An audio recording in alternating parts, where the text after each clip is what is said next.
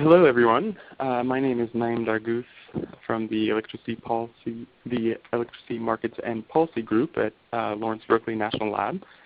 Welcome to our webinar presenting Berkeley Lab's 2 annual solar reports, Tracking the Sun, as well as Utility Scale Solar.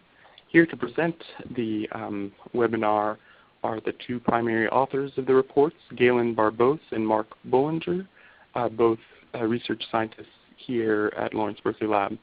A few notes on the mechanics of the webinar.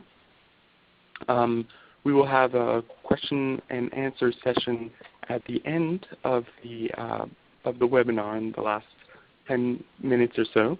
And I invite you to go ahead and enter your questions by chat in the lower left-hand corner of your screen. You can type your questions at any point during the webinar, and we'll try and get to as many questions as possible at the end. So I'd like to start by handing it over to Galen Barbos. All right, thanks Naim, and welcome everybody. So before launching into the material, I thought it would be helpful first just to delineate a bit more between the content of these 2 annual reports. So Tracking the Sun, which I'll focus on here in a moment, really focuses exclusively on installed price trends for grid-connected PV. And by installed price, I mean the dollar per watt price paid prior to any incentive or tax credit. And so that Tracking the Sun report includes installed price trends for all market segments. But for the purpose of this talk, I'm going to just focus on the trends for residential and commercial PV and leave the utility scale material for Mark when he presents that report. So the utility scale solar report covers a somewhat broader set of technologies, not just PV, but also CPV and CSP. And it also covers a broader set of trends, so not just installed prices, but also O&M costs, capacity factors, and PPA pricing. Furthermore, just to be clear about how we're defining these market segments for the purpose of these studies, residential and commercial PV we consider to include roof-mounted projects of any size, as well as ground-mounted projects up to 5 megawatts. And then utility scale correspondingly consists of all ground-mounted projects larger than 5 megawatts. So with that, let's turn to the latest Tracking the Sun report. This is the 7th edition of this annual report series. I want to first just get a few basic pieces out of the way. So the data for this work come primarily from state and utility PV incentive programs. We convert everything to real 2013 dollars, and all of the system size and capacity data for Tracking the Sun are expressed in DC units. That point is important because it's not the case for the utility scale material that Mark will present, where AC units are generally more appropriate. And then the last data-related point here might seem somewhat esoteric, but it's an important issue. For some subset of third-party owned systems, the price data that get reported to PV incentive programs represent an appraised value. And so we've removed those systems from the data sample, and I'll come back to that again at the very end of my section and show why this is important. There are also a couple boilerplate disclaimers here that are important to make. The first is that these data are historical by nature. They are backwards looking, focusing mostly on systems installed through the year-end 2013, though we do have some data for the first half of 2014. And so as a result, the numbers that we'll be presenting for installed prices don't necessarily reflect the price of projects that are going into the ground today or that are being quoted today for some future installation date.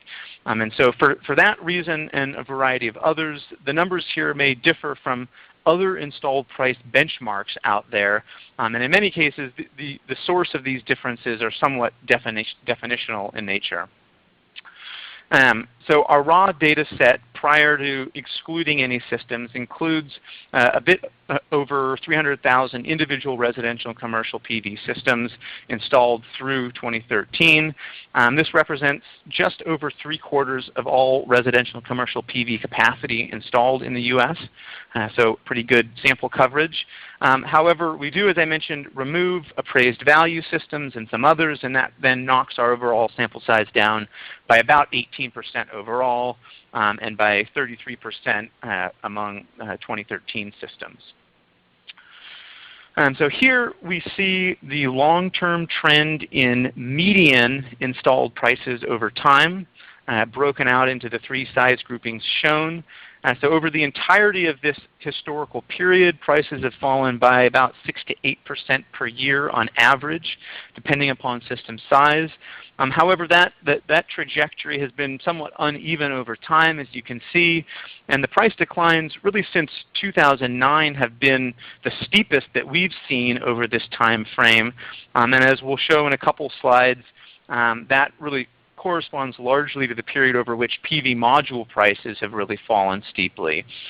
In just the last year of the period shown here, so from 2012 to 2013, median installed prices fell by about 70 cents per watt, or 12 to 15%, depending on system size, with the actual median prices for 2013 systems shown in the text box in the lower right. A few key things to keep in mind with these data here. The first is that these are median values, they're central tendencies, and as we'll show in more detail in a few slides, there's really tremendous variability within the sample around those medians. The second important point to note is that these national trends here are pretty heavily dominated by California and a couple other states that, as we'll see, are relatively high priced. Here we see data for the first half of 2014 drawn from just a subset of state markets. And the intention here is just to provide some sense for how prices have continued to evolve over the course of this year. So at least based on these states, you can see really a continuation of the trends since 2009 with price declines of between 5 and 12% depending on system size. And so if one were to just simply extrapolate that rate of decline over the remainder of the year, it would put the market on course to match or really even exceed what we've seen in recent years. As we'll see on the next slide, the prospect for continued price reductions is going to depend on a variety of things, but perhaps most importantly on the extent to which we are able to see continued reductions on the soft cost side of the equation. So the figure here focuses specifically on systems less than 10 kW in size. The top line, the green line, shows median installed prices for this size class. So this is the same data that we saw 2 slides ago. The bottom blue line is a global module price index, and then the orange line in between is just really the residual term, which we refer to as the implied non-module costs. So comparing the bottom blue line and the top green line, we can see how the drop in system prices over the past 5 years has coincided more or less with the corresponding decline in module prices. Interestingly, though, we seem to see some apparent severing of that relationship since 2012, whereas you can see module prices have largely flattened or even increased slightly, but system prices have continued to fall. And so to some extent, this may just be some lagged effect of trends in module prices upstream, which can take some time to kind of work their way down to the final consumer. However, we may also really be starting to see that the various efforts out there targeting PV soft costs are potentially beginning to bear some fruit. So that's encouraging. One other macro level dynamic that forms kind of an important part of the overall context here is that this decline in the installed price of PV has been occurring in tandem with a drop in the incentives that are provided through these state and utility incentive programs. And the figure here shows that and really just kind of focuses on a subset of incentives, in particular sort of rebates and performance-based incentives.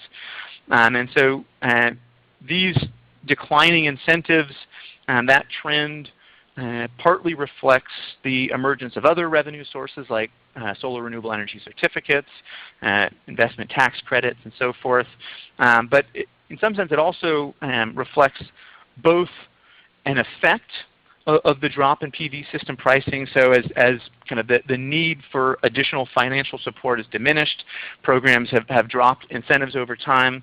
To some extent, though, we can also interpret this as being kind of at least a potential cause for the drop in prices, where program administrators have established some scheduled incentive decline as a way to signal to the market the need for continued cost reductions. Regardless of the underlying reasons, though, one important implication here is that these incentive reductions have partially offset the system price reductions. So, for example, in the last year here, the incentive price drop was equal to about 40 to 50% of the installed price decline. And so that's important to remember when thinking about how the overall consumer economics are changing over time. It's not just the price reductions, but there are these kind of corresponding incentive reductions that are also happening. Now, notwithstanding the significant price reductions that we've seen in recent years, PV system prices in the U.S. are still quite a bit higher than in many other major national PV markets. And so the figure here compares 2013 PV system prices in the U.S. to a number of other major markets, just for residential and commercial PV. And the prices here are shown on a kind of pre-sales tax, pre-VAT basis. So as you can see, U.S. prices are higher than really all of these other countries except for Japan, with the greatest disparity when looking in comparison to Germany, where prices were basically half the level in the U.S. And so when thinking about the source and nature of these price disparities, on the hardware side, most module prices and other hardware costs, they can vary slightly from one market to another, but these things are quasi-commodities in the end. And so really the bulk of the overall difference in system level pricing that we're seeing here it comes down to sort of differences in soft costs. Now, to some extent, these differences in soft costs we can attribute to differences in the size of each market. And that theory, I suppose, is partially borne out by the data. We're looking at the green line here. You can see that both Germany and Italy have amassed a much larger volume of PV installations than the U.S. At the same time, though, the fact that both France and the U.K. have lower pricing but much smaller markets, at least in absolute terms, suggests that clearly market size is not the whole story. And indeed, we know that there are a whole host of reasons why soft costs can vary across country. In any case, the bottom line for the U.S. is that the existence of substantially lower system prices in these other countries is actually, in some sense, an encouraging sign, in that it suggests that there are likely some substantial near-term opportunities for soft cost reductions in the U.S. Now, so far, we've really been looking at median values, central tendencies, and as we can see here, there's really a tremendous amount of variability around those medians. Specifically, the histograms on this slide show the installed price distributions for systems installed over different time periods. The one on the top is for systems less than 10 kW, and the other is for systems larger than 100 kW. And so you can see here that the distributions, they've shifted to the left over time, as we expect with the overall decline in median prices. And then to some extent you can also see a narrowing of the distributions. But that narrowing has really kind of tempered in recent years, and so you can see quite a substantial amount of variation still persisting over time. And so, for example, within the less than 10 kW size class, although the median price in 2013 was $4.70 a watt, about 20% of the systems were below 390, while another 20% was above 560, and then the remaining 60% were within that fairly wide band in between. Now, there are all sorts of reasons or potential reasons for this variability. It may partly have to do with differences in characteristics of the system. And within the Tracking the Sun report, we spend a fair bit of real estate kind of cutting the data different ways to look at trends associated with technical attributes of the systems and applications.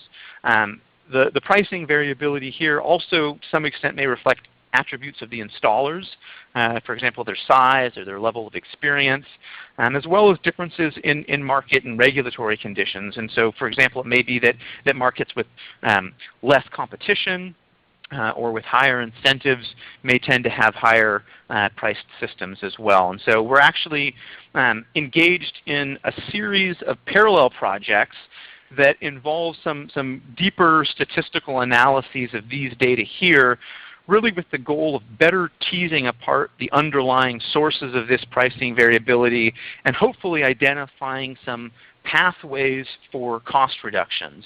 And so one of the papers in that series was actually just published really in tandem with Tracking the Sun and utility scale solar. And that initial paper involves looking specifically at the impact of local permitting and regulatory processes on PV system prices. As we would expect, installed prices do exhibit economies of scale with respect to system size. We see that in the figure here, which just focuses on systems installed in 2013. Not surprisingly, we see this sort of a continuous decline in installed prices as system size increases, such that at the large end of the spectrum here, prices are about 35% lower than at the smallest end and about 27% lower than kind of the mid-sized systems in the 100 to 250 kW range. And so going back to the slide we were just looking at with the overall variability, we can see then that some of that overall pricing variability is just associated with differences in system size. That being said, looking at the percentile bands on the figure here, it's also evident that quite a bit of variability exists even within these relatively narrow system size ranges.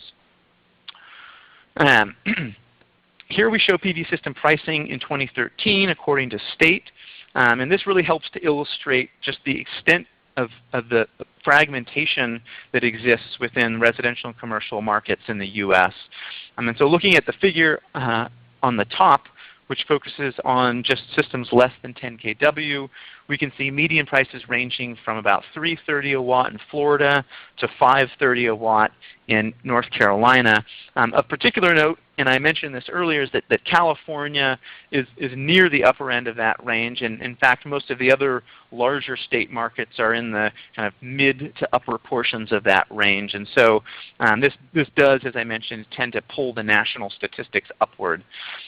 It also, I think, really drives home the point that having large markets is not necessarily a sufficient condition for achieving low prices, and that there are clearly other factors that have as large, if not larger, an impact, and we've kind of listed some of those possibilities here on the slide. Now, one issue that has come up a fair bit over the past year is that the prices that are reported for third-party owned systems, folks have questions often about whether those numbers are being inflated for various reasons. And so for the purpose of our analysis here, really this is an important question mostly from the perspective of data integrity. And so I want to delve into this just sort of briefly. So to begin with, I think it's important to draw a relatively simplistic distinction here between two basic kinds of third-party ownership models. On the one hand, there are integrated companies that both install the system and also provide the financing. And in these cases, there's really no sale of each individual system that takes place. And so what gets reported to PV incentive programs is some kind of appraised value. And as I mentioned, we remove those systems from our data sample. And then on the other hand, there is the non-integrated model, where instead you have one company that performs the installation, and then that company turns around and sells the system to a third entity who leases it back to the host customer. And so unlike the integrated model, in these non-integrated cases, there is a sort of an arm's length transaction occurring where ownership of the system changes hands, and it's the sale price of that transaction that typically gets reported to the PV incentive programs. And so we've retained those systems in our data set. And here you can see how those retained third-party owned systems compare to the host customer owned systems in the data sample.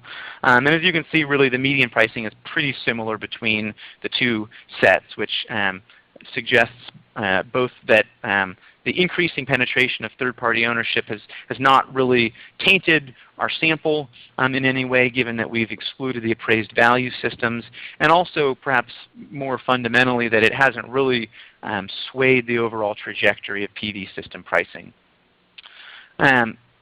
Just for the sake of comparison, here we show the pricing for both the third-party owned systems that we retained as well as the ones that we dropped.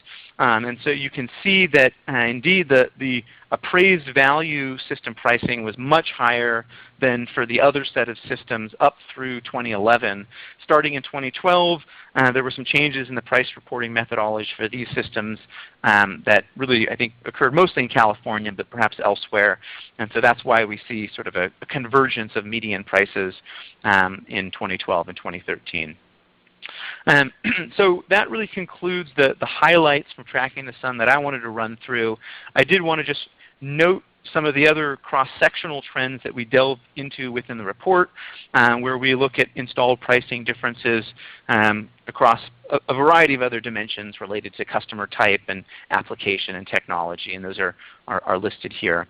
So I'll just end by providing the URL for the report itself. Obviously these slides will be made available to you later, so don't worry about scribbling this down.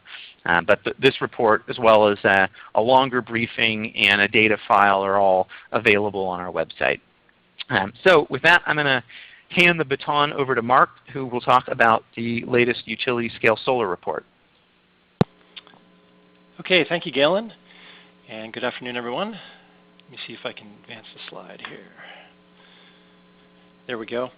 So let's shift gears now and spend the rest of the presentation focusing on utility scale solar as I run through highlights from our utility scale solar 2013 report. This is the second year that we've published this report, and as Galen mentioned earlier, in this second edition we define utility scale solar to include any ground-mounted project that is larger than 5 megawatts in AC capacity. And I just want to reiterate that pretty much everything that I'll present from here on out will be in AC rather than DC terms. So this report covers not only utility scale PV but also CPV and CSP as well. But in the interest of time and also to try and preserve some degree of continuity with Galen's presentation, I'll focus solely on utility scale PV today. And then finally, in addition to installed prices, which was the focus of Galen's presentation, the utility scale report also includes data on O&M costs, capacity factors, and power purchase agreement or PPA prices. So you'll see a little bit of everything here today. Okay, before launching into all of the data, I want to spend the next few slides talking about what the total PV project population looks like. And the reason to do this is because the population's characteristics do influence some of the trends that we'll see later in the cost, price, and performance data. So we've got 126 PV projects that were installed by the end of 2013, and that total more than 3 gigawatts of capacity.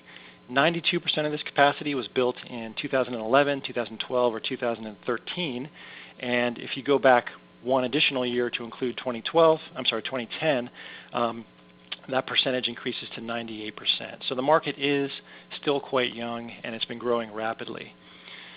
Thin film modules held an early lead over crystalline silicon or CSI modules among some of the earlier utility scale projects, but the market began to shift somewhat in favor of CSI modules starting in 2011. And we'll see later that this shift coincided with a convergence in the cost of CSI and thin film modules at that time. Finally, projects using tracking systems have become more common over time as well, accounting for 60% of the record amount of utility-scale PV installed in 2013. And as a result of these trends, tracking CSI projects dominate our population, followed by fixed-tilt thin film, fixed-tilt CSI, and then finally tracking thin film projects, of which there are currently only a few, though we do expect to see more of these in the future. Okay, the map here shows the location of all of the projects in the population as well as the strength of the solar resource across the U.S., in this case based on Direct Normal Irradiance, or DNI, and that's the measure that tends to be most relevant to utility scale projects, and in particular to those that track the sun. 86% of the total amount of capacity in the population is located in the Southwest, which of course is also a high DNI resource region, and a full 48% is in California alone. While the map shows a static picture of project location in relation to resource strength, the graph in the bottom right on this slide shows that the average fleet-wide resource strength has actually increased over time. So in other words, more recent projects have on average been built in higher quality resource sites. And as we'll see later, this trend will impact the capacity factor data in particular. Capacity factors will also be affected by a notable trend towards higher inverter loading ratios. So in a nutshell, as module prices have fallen, developers have been increasing the size of the DC module array relative to the AC inverter rating, and they've been doing this as a way to capture more revenue and enhance project economics. In the report, we refer to this DC to AC capacity ratio as the inverter loading ratio, or ILR for short. The graph in the upper left here shows what happens with a higher ILR. Essentially, you gain generation during the shoulder periods, and then at least on sunny days, you end up sacrificing some generation during peak periods through what is known as power limiting or power clipping. And the basic idea is that the generation gain outweighs the loss, particularly in revenue terms if time of delivery pricing is being used. The graph in the bottom right on this slide shows that the average ILR within the total project population has indeed increased over time by project vintage, and we'll see later that this has helped to boost capacity factors among the more recently installed projects. Okay, so that's it for the population. Let's turn now to the first of the four types of data analyzed in this report. Here we see installed PV prices per watt over time, expressed in both DC and AC terms. As I mentioned earlier, and as Galen mentioned as well, AC capacity is more appropriate than DC for utility scale solar, but here we show installed prices both ways, really just in order to provide a bit of continuity between these data and what Galen presented earlier in dollar per watt DC terms. After this slide, though, everything else you'll see will be exclusively in AC terms. So you can see here that installed prices have fallen over time, but really not so much in 2013, at least among this sample of projects, which, by the way, accounts for about 80% of all PV capacity in the project population. Now, it's important to point out that this sample is, by definition, backward-looking in the sense that it only includes projects that were completely online by the end of 2013. Moreover, some of the installed prices for 2013 projects may actually have been negotiated and transacted a year or more in advance of 2013, which of course exacerbates the time lag. As a result, the prices shown here may not match prices you've seen elsewhere. They may be a bit higher, and they also may not be indicative of current market prices for projects being built in 2014 or next year in 2015. All that said, there is some anecdotal evidence that even forward-looking installed prices may be leveling off somewhat. For example, the Public Service Company of New Mexico, or PNM, recently filed for approval of 40 megawatts of PV that it will build in 2015 at an installed price of $1.98 per watt. And that's down only slightly from the $2.03 per watt that it is reportedly currently paying for another 23 megawatts being built this year. Here we see the same data as in the previous graph, but this time broken out by module type as well as by fixed tilt versus tracking projects. Probably the first thing you'll notice is that the decline in installed price has been driven by projects using CSI modules, while thin film pricing has held relatively steady over this period. CSI and thin film pricing largely converged in 2011, which coincides with the sharp increase in the number of CSI projects that we saw in the total project population at that time. Since 2011, there have been only minor differences in average project costs across these different categories, with CSI slightly more expensive than thin film on average, and with tracking only slightly more expensive than fixed tilt projects. Finally, within each year, there's still quite a bit of variation in installed prices, even when broken out like this. And some of this variation might logically be chalked up to differences in project size, since projects in our sample do range from 5 megawatts up to 250 megawatts. Surprisingly, though, our data do not really exhibit economies of scale. The overall variation in prices does seem to narrow somewhat as project size increases, but the average price level really does not seem to decline either among the sample as a whole or when broken out by module type and project configuration. Although it's a little bit hard to say what's behind this counterintuitive finding, one potential explanation could simply be that the economies of scale that obviously exist for PV and which Galen demonstrated earlier may really only be evident among projects that are less than 5 megawatts in size. And once again, no such projects are included in our sample. Okay, let's turn now to operating costs. Our sample here will always be rather small because it will consist primarily of projects that are owned by investor-owned utilities, which are required to report their project-level operating costs in FERC Form 1. But this year, the sample is excruciatingly small because the two largest owners of PV projects, the largest utility owners of PV projects, have, for whatever reason, decided not to report their project-level operating costs in FERC Form 1, or at least not in a way that's really useful. And as a result, we really can't do much more with the data than we did last year, which is to compare what little empirical data we do have to projections of O&M costs that are pulled from bond rating agency research. So the top graph here shows those projections for two different utility scale PV projects, one being a fixed tilt thin film project and the other a tracking CSI project. The bottom graph, meanwhile, shows that the very limited empirical O&M cost data that we have been able to collect seems to largely conform to the early years of the projections shown up top. Namely, PV O&M costs seem to be somewhere in the range of $20 to $40 per kilowatt year, or $10 to $20 per megawatt hour. And the single anecdotal data point from P&M that I've listed here at the bottom for a project to be built next year falls into the low end of that particular range. Okay, let's turn now to capacity factors. Our sample here consists of 64 projects totaling more than 1,500 megawatts that were built from 2007 through 2012. So there are no 2013 projects included here because we need a full year of operations to calculate capacity factors. As you can see across the entire sample, the average cumulative capacity factor is 27.5%. And once again, that's on an AC basis, and it's also a net rather than gross capacity factor. But you can also see quite a bit of project-level variation around that average.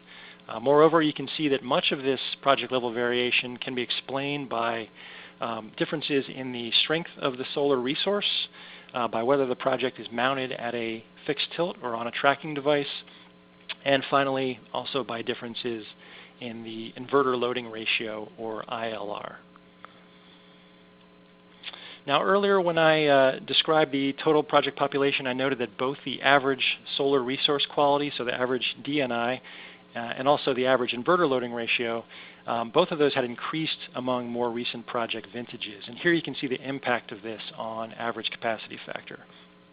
There's really not much difference in capacity factor between projects built in 2010 and 2011, which makes sense given that the ILR is roughly the same in both years, while the somewhat lower DNI in 2011 is offset by a higher prevalence of projects using tracking.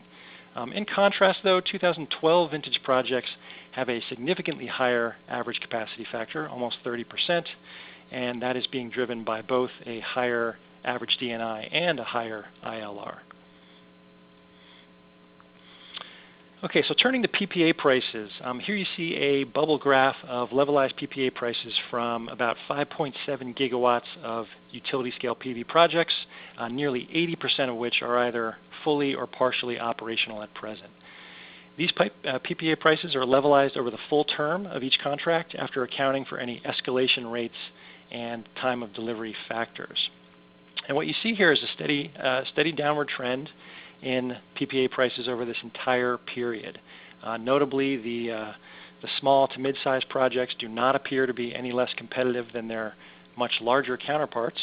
And although for a while there in 2013 the trend did seem to be towards smaller projects, recently we have seen a number of larger PPAs announced as well. So sticking with PPA prices, here up top we see that within each PPA vintage, which is represented here by the different lines, average PPA prices actually decline over time in real dollar terms. And this is simply because most of these PPAs, about 2/3 of them, do not escalate in nominal dollars, while those that do escalate typically do so at a rate that is merely intended to keep pace with inflation. And these declining real prices that you can see here are perhaps a useful visual representation of the value that solar can provide as a long-term hedge against the risk of rising fossil fuel prices. The bottom graph here simply levelizes each of the individual lines from the top graph in order to provide a clearer picture of the downward price trend across vintages. As you can see, this downward trend has been remarkably steady at almost $25 per megawatt hour per year through 2013, although the incremental decline so far in 2014 has been more muted, which is perhaps only natural as prices have fallen to just above the $50 per megawatt hour level on average. Now, given that $50 solar is considered to be fairly big news, this slide uses a financial pro forma model to look at what it takes to reach a $50 per megawatt hour PPA price. And the approach that we used here was to set all of the modeling inputs except for installed costs equal to values that are within the empirical ranges that we've seen throughout this report.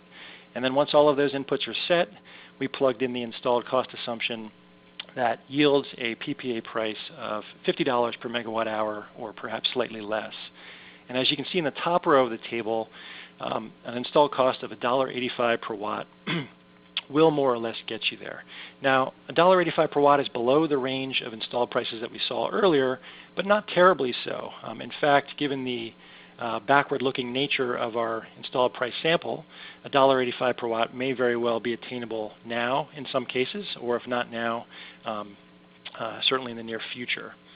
Now, this isn't to suggest that $1.85 per watt is any sort of magic number or important threshold. Really, you could hit $50 per megawatt hour in a lot of different ways, for example, by tweaking certain input assumptions in one direction or another. Instead, this exercise is really just meant to illustrate one potential path to $50 solar using inputs that are, for the most part, already being witnessed today. Now, at $50 per megawatt hour, utility scale PV is starting to look pretty competitive. It's even more competitive when considering the time of delivery value that it provides to utilities. So here we see the graph on the left represents an actual wind project, while the graph on the right shows a PV project. The shaded background of each graph shows the percentage of generation in each month that falls into one of Pacific Gas and Electric's 3 time-of-day periods, so either super peak, shoulder, or night. And you can see that wind generation is pretty evenly distributed between all 3 of these periods, while PV generation falls only into the super peak and shoulder periods. The individual markers, and by that I mean the triangles, circles, and dashes, those show PG&E's most recent time of delivery factors as applied to a hypothetical base PPA price of $100 per megawatt hour. So you can see that you're always penalized with a price less than 100 for generating at night. You're also slightly penalized for generating within the shoulder period, except for during the summer months. Meanwhile, you're always encouraged to generate during super peak hours, and particularly so during summer months when the multiplier goes way up.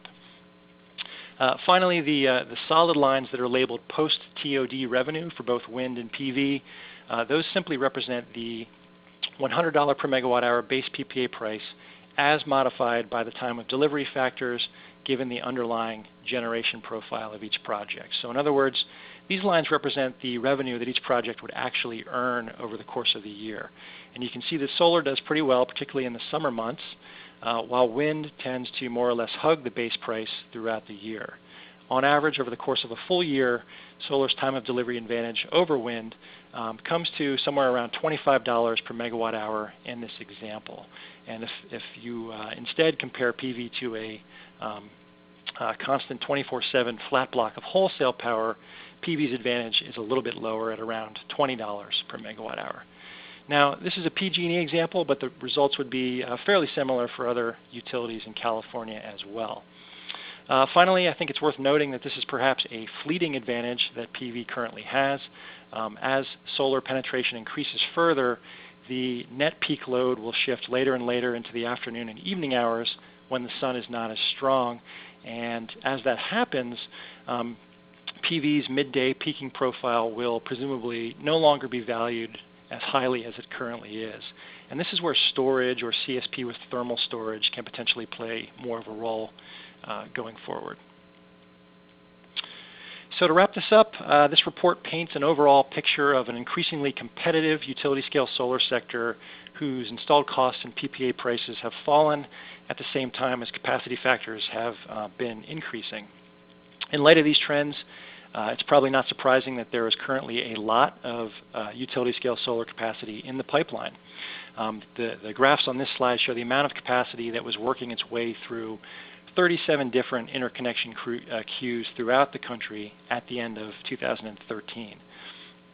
As you can see here in the inset graph, there were nearly 40 gigawatts of utility-scale solar in these queues at that time, which was roughly 8 times the cumulative amount of installed utility-scale capacity. The inset graph also shows that solar was in third place overall within these queues, behind natural gas and wind, while the larger graph shows that this solar capacity is primarily concentrated, not surprisingly, in California and the Southwest. Now, I want to emphasize that not all of this capacity will ultimately be built. Some of these projects will eventually fall by the wayside for one reason or another, but it's also likely that the vast majority of what does get built here will be built prior to 2017, when the investment tax credit is scheduled to revert back to 10%. And so even if only half of the capacity in these queues ultimately moves forward within that time frame, we're still looking at a tremendous amount of new utility-scale solar being built in just the next few years. And of course, along with this massive build-out will come massive amounts of new data available for analysis, and we hope to be able to capitalize on this impending tsunami of data in future editions of this report. So with that, let me finish up here by pointing you to the website where you can find both of the reports that Galen and I presented today. We do thank the Department of Energy's Sunshot Initiative for funding this work. And with that, let me now turn it over to our colleague Naeem Darguth to kick off the Q&A or Stump the Chumps portion of the program. Thank you. Great. Thank you so much, Galen and Mark, for these webinars. So again, I'd like to remind you that if you have any questions for either Galen or Mark, you can go ahead and type them in your chat box on the bottom left of your screen. So the first question that we will start with is for Galen. And actually, a couple people have asked about the U.S.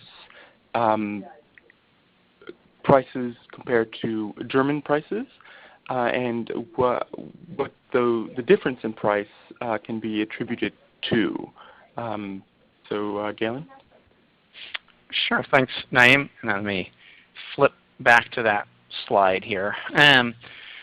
So yeah, this is a kind of a mysterious thing. We did actually do some work a couple of years ago to try to delve specifically into this US-German comparison and try to better understand and kind of pick apart the disparity in pricing that we're seeing here.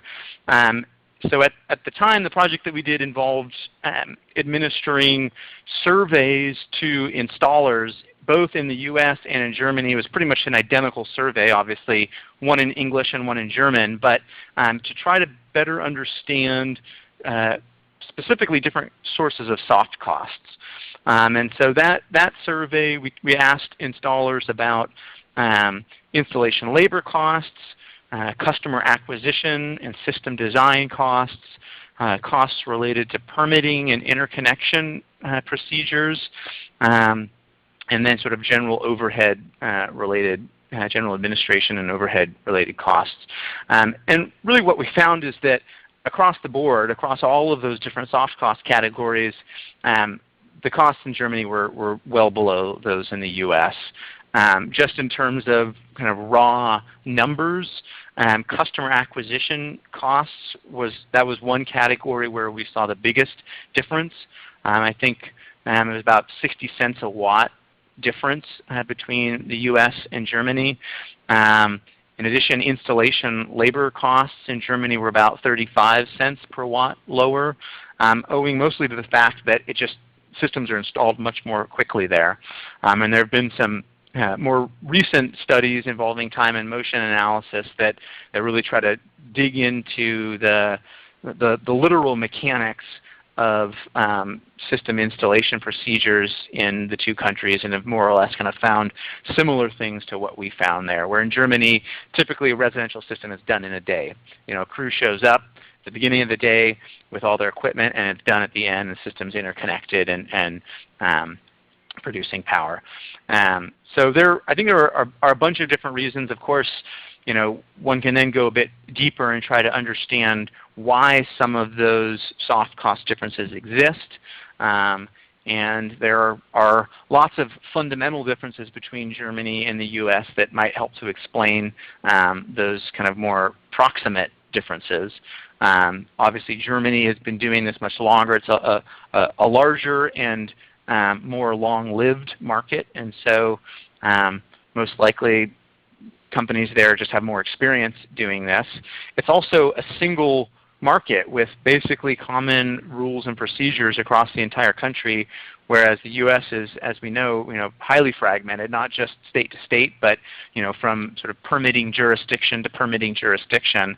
And so that can create a lot of frictions and transaction costs in the US that don't exist in a place like Germany, where things are much more kind of unified and streamlined. In addition, in Germany, the incentive structure there, at least historically, where they've relied on feed-in tariffs and have had pretty low-cost financing available, has made really the value proposition for customers very easy and very transparent. There's no kind of guesswork involved about what will utility rates do, and are net metering rules going to change or anything like that. It's just a 20-year contract for a fixed price from your PV system. And so as a result, the customer acquisition costs tend to be really low. There's not a lot of selling that has to be done to get customers to install systems. They basically go to installers. And so there's not a lot of marketing that has to go on there, at least as I understand it. So those are some of the reasons. There are others as well, but I think broadly speaking, you've got lots of different sources of soft cost differences between the two countries. Great. Our next question is for Mark, and has to do with if you could remind us what the primary data sources are for the utility scale report, and where those are those publicly available or not? Yeah, so it depends a little bit on which of the various metrics that you're looking at.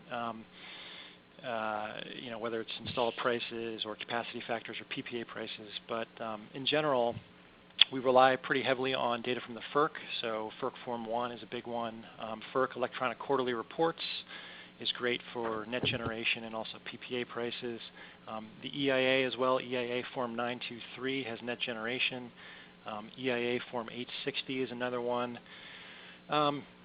We get some data on the project population as a whole from SEIA. They maintain a list of large projects. And in addition to that, there's quite a bit of web searching that we do as well to chase down various elements about these projects.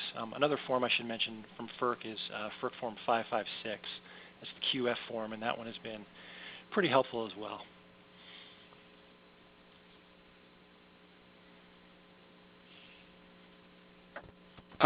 Great. Our next question is for Galen, and has to do with the slide that shows the price for each state of behind-the-meter solar. And so there are a number of states, Florida, Texas, Maine, here in this top figure, that are low-price states. Do we have a sense of why some states are priced so much lower than others? Yes, that's a great question, and unfortunately one that I probably can't provide a very definitive answer to. As I mentioned, we're actually engaged right now sort of in the final stages of some analysis that hopefully will provide a more comprehensive answer. And that project is looking at the impact of kind of the competition within the local installer market, policies and incentive levels in each state, and really down to the county level, as well as differences in the characteristics of the firm, so how much experience and scale each of the installers has. So some of those things likely play into these state-level differences. As I mentioned, we did an analysis recently that looked at the impact of local permitting and regulatory costs, and found some, not huge, but still meaningful differences across jurisdictions based upon kind of how onerous those processes were. In addition, I guess one very sort of straightforward thing is sales tax. So some states exempt PV systems from sales tax, and then of course sales tax rates themselves vary quite a bit across states. And so although it's just a small portion of the overall spread that we see here, sales tax can amount to 30 or 40 cents a watt in some of the higher sales tax states. So that's an easy one. But beyond that, I think it's probably some combination of the other things that I mentioned. Our next question is for Mark. In the calculation where you looked at what was needed to get to the $50 per megawatt hour scenario, did that include the ITC? And if so, do you have a sense of what the installed cost would need to be in order to achieve a similar levelized cost of energy without the ITC?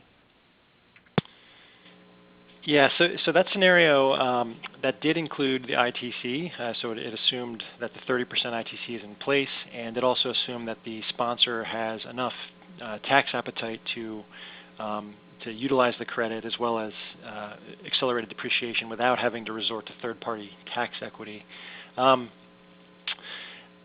I would need to actually rerun the model to answer the question about if the ITC weren't there, how much would installed costs have to change in order to hit $50.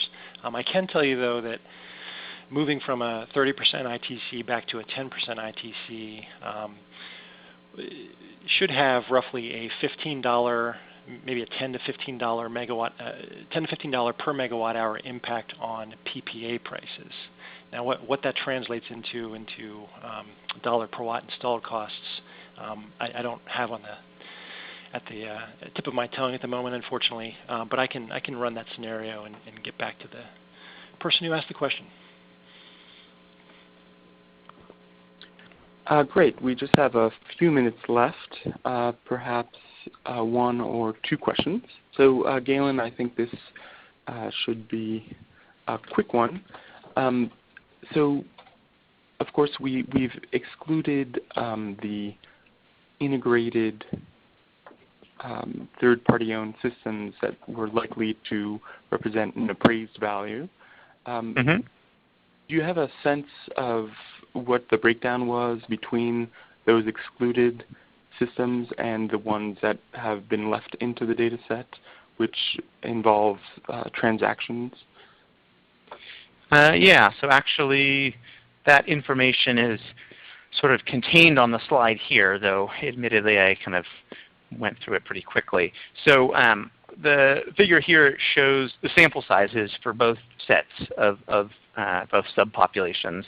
And so you can see in 2013 there were 20,895 non-integrated TPO systems retained, and a bit less than that for integrated TPO systems, but still kind of roughly a 50-50 split between the third-party owned systems that we retained and excluded among the 2013 installs. In prior years, though, you can see that actually the balance was generally a bit more heavily weighted towards the non-integrated systems. We are, of course, seeing more of the third-party installers moving to the integrated model, and so perhaps going forward we might expect this balance to flip, where we end up having to drop, unfortunately, the majority of the third-party owned systems. But hopefully there are still enough of those non-integrated third-party owned systems out there that we can continue reporting price data for that class. Excellent. So we are actually approaching the top of the hour, and so this will conclude our question and answer session. Do feel free to reach out to any of us with some of these questions. We'll try and get back to specific questions that were asked and that we didn't get to by email. So again, thank you very much for joining us.